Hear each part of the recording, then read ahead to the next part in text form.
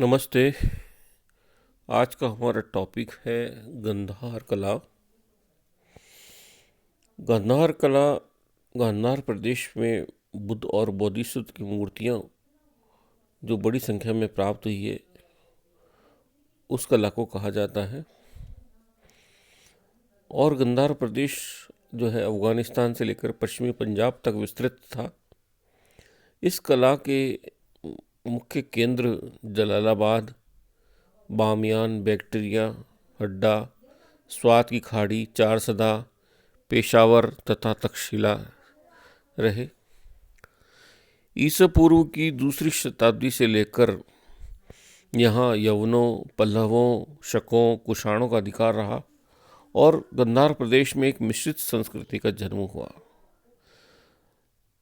गांधार से प्राप्त बुद्ध मूर्तियाँ अवधारणा से भारतीय और बनावट में यवन प्रभाव से लेकर रोमन कलाकारों द्वारा बनाए जाने के कारण इस यूनानी शैली को यूनानी बौद्ध शैली भी कहा गया। इन सभी जगहों जैसे तक्षशिला, पुष्कलावती, नगरहार, स्वात घाटी, उडियान, कापिशी, बामियान, बैक्ट्रिया, बाहिलिक में मूर्तिकला का जो विकास हुआ वो गांधार कला कहलाई। इस कला में पहली बार बुद्ध की सुंदर मूर्तियां बनाई गई और इससे पहले बौद्ध चिन्ह ही बनाए जाते थे। बुद्ध की मूर्तियां सफ़ेद व कसौटी रंग स्लेटी पत्थर के रंग की बनाई गई। बुद्ध और बोधिसत्व की मूर्तियां विभिन्न मुद्राओं में बनी। कुछ मुद्राएं खड़ी मुद्रा में थी और कुछ बैठी मुद्रा में थी। ये मूर्ति यूनानी देवता अपोलो की मूर्ति से मिलती जुलती थी, या हो सकता हो कि इनके बनाने वाले जो रोमन कलाकार रहे होंगे। मूर्तियों के शरीर की संरचना, मांसपेशियां, शरीर के कपड़ों को सुंदरता से दिखाया गया। बुद्ध मूर्तियों के बाल पीछे की ओर मोड़कर एक जूड़ा बना दिया गया है और यह परंपरा शक कुषाण काल में पनपी व विकसित हुई। गांधार कला की विषय वस्तु तो भारतीय थी, परंतु कला शैली यूनानी रोमन थी। इसलिए गांधार कला को ग्रीक रोमन, ग्रीक बुद्धिस्ट तथा हिंद यूनानी कला भी कहा जाता है। विभिन्न कलाकारों ने इसका विकास किया। गांधार कला शैली ने मथुरा कला शैली पर भी प्रभाव डाला। गांधार कला में बुद्ध व बोधिसत्व की मूर्तियां बनी गई। कपिशा या बेग्राम से हाथी दांत के फलकों पर मथुरा, अमरावती के सदस्य नृत्य दृश्य करते हुए, पान गोष्ठी करते हुए, हंस क्रीड़ा करते हुए, शुक क्रीड़ा करते हुए प्रसादन स्त्रियों के चित्रण भी हमें मिले हैं जो अत्यंत मोहक व जीवंत है। बुद्ध की मूर्तियाँ मुख्य 3 रूपों में मिली है, एक तो बैठी हुई, एक खड़ी हुई और एक लेटी हुई। वासुदेव शरण अग्रवाल के अनुसार प्रतिमा शास्त्र की दृष्टि से गांधार कला की जो विशेषताएं हैं बुद्ध के जीवन की घटनाएं हैं, बुद्ध और बोधिसत्व की मूर्तियां हैं, जातक कथाएं हैं, यूनानी देवी देवी और गाथाओं के दृश्य हैं, भारतीय देवी देवियों, वास्तु संबंधी विदेशी विन्यास है, भारतीय अलंकरण एवं ईरानी भारतीय अभिप्राय व अलंकरण है।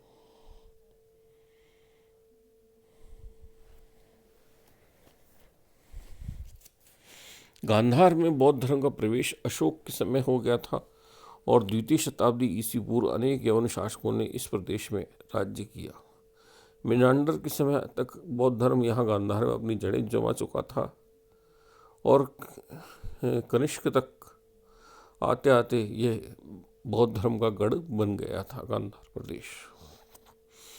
कनिष्क के समय चौथी बौद्ध संगति का आयोजन कश्मीर में हुआ और गांधार में बुद्ध और बोधिसत्व की प्रतिमाएं जलालाबाद, हड्डा, बामियान, चारसदा, पेशावर, तक्षशिला, शाहजहाँ की ढेरी, पलतू ढेरी, शहर ए बहिलोल से प्राप्त हुई।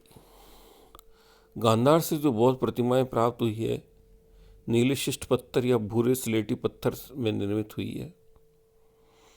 तीसरी शताब्दी के बाद कुछ प्रतिमाएं स्टैटिकों चूना मिट्टी में गजकारी के द्वारा बनाई गई।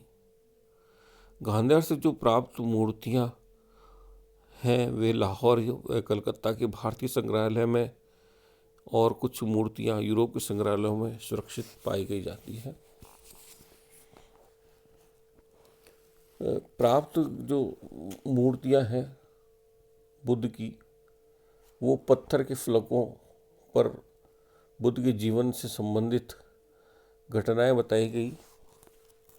जैसे पत्थर के जो प्लेट्स होते हैं इस तरह के, उन पर बुद्ध से संबंधित जो घटनाएं हैं वे दिखाई गई। बुद्ध के जीवन के दृश्य जो है, जन्म के दृश्य हैं, संबोधि, धर्म चक्र परिवर्तन, परिनिर्वाण, दीपंकर जातक, कश्यप का धर्म परिवर्तन जैसे दृश्य हैं।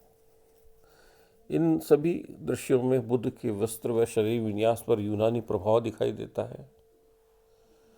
बुद्ध के जीवन की अनेक घटनाओं जैसे माया देवी का स्वप्न, उनका गर्भधारण, कपिलवस्तु से लुम्बिनी जाना, बुद्ध का जन्म लेते ही गौतम का 7 पग चलना, प्रथम स्नान, लुम्बिनी से कपिलवस्तु लौटना, धनुर्विद्या की परीक्षा, विवाह यात्रा आदि।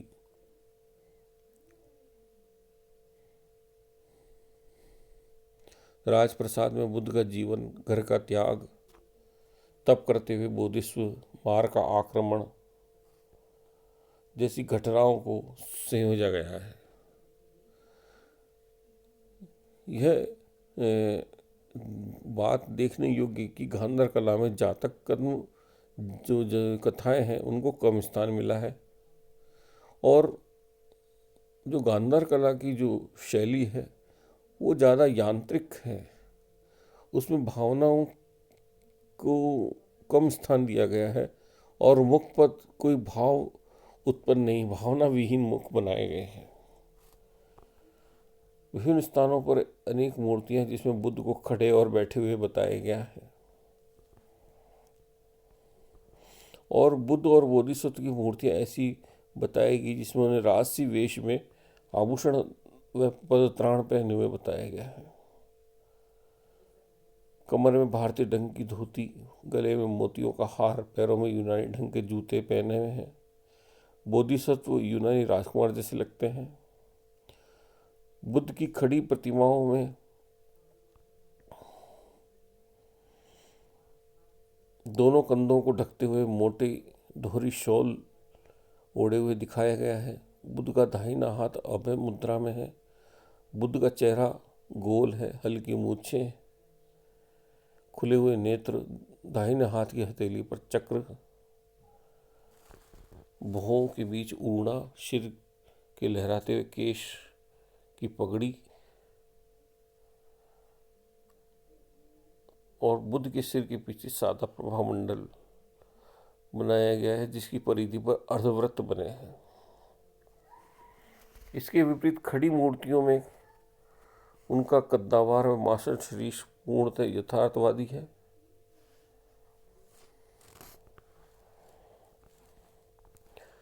बैठी प्रतिमाओं में बुद्ध की जो मूर्तियां हैं वे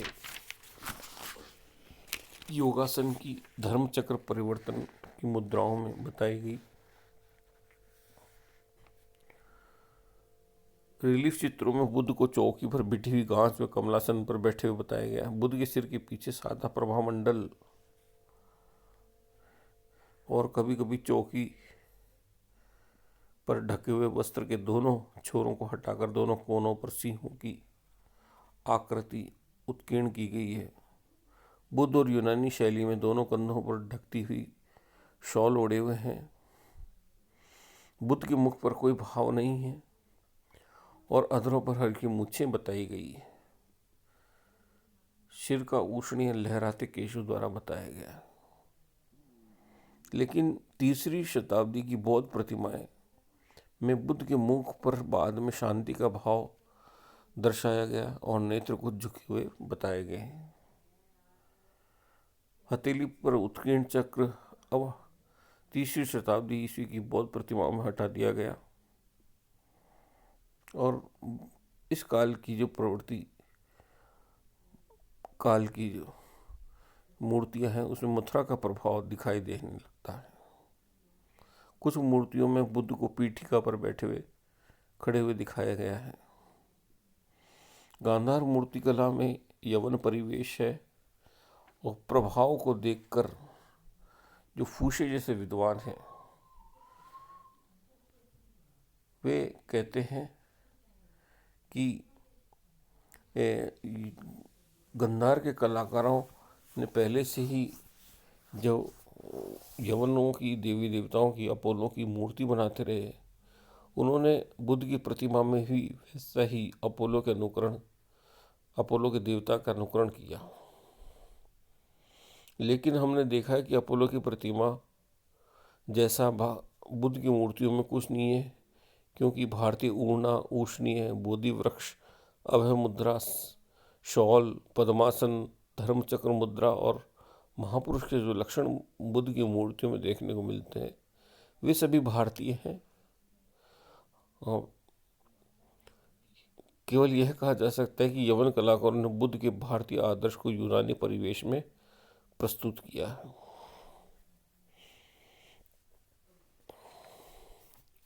गांधार कला की जो मूल विशेषताएं हम देखने को मिलती है, बुद्ध की प्रतिमाएं जैसे मूल विशेषताएं जो देखने को मिली, सामान्य विशेषताएं, उनमें प्रमुख है कि गांधार की बुद्ध प्रतिमाएं नीले शिष्ट पत्थर, स्लेट पत्थर व गच्छकारी के काम से पहचानी जाती है। बुद्ध के शरीर को यथार्थवादी शैली में युवा, मासल, बलिष्ठ दिखाया गया। बुद्ध के सिर पर लहराते हुए केशों का उष्णीय और मुख पर मूछें बनाई गई। बुद्ध ऊन की मोटी लेकिन दोहरी शॉल ओढ़े हुए हैं। मूर्ति के सिर के पीछे का प्रभामंडल सादा है और बुद्ध के अनुयायी नारी प्राकृतिक यवन वस्त्रों में दिखाई देते हैं। बोधिसत्व की मूर्तियां यवन राजकुमारी की वेशभूषा में बताई गई। अधिकांश जो बुद्ध की मूर्ति पर देवत्व का, जो मुख पर देवत्व का अभाव था, तो प्रारंभिक जो बुद्ध की मूर्तियां बनाई गई वो भावना विहीन है, लेकिन बाद में उनके मुख पर शांति का भाव बना दिया गया है। बुद्ध और बोधिसत्व की जो मूर्तियां बनाई गई वो यवन राजकुमारों की वेशभूषा में बताई गई। तो ये गांधार कला थी जो कुषाण काल से चली आ रही थी। कुषाण काल के से भी पहले से गांधार कला, कुषाण काल के समय गांधार कला का विकास हुआ और गुप्त काल तक ये कला चली आ रही, और इसने मथुरा कला पर भी अपना प्रभाव छोड़ा। बाद में उसने मथुरा कला से ये प्रभाव लिया कि बुद्ध के चेहरे पे जो भाव विहीन दृश्य थे वो अब शांति के भाव में बदलने लगे थे। Thank you.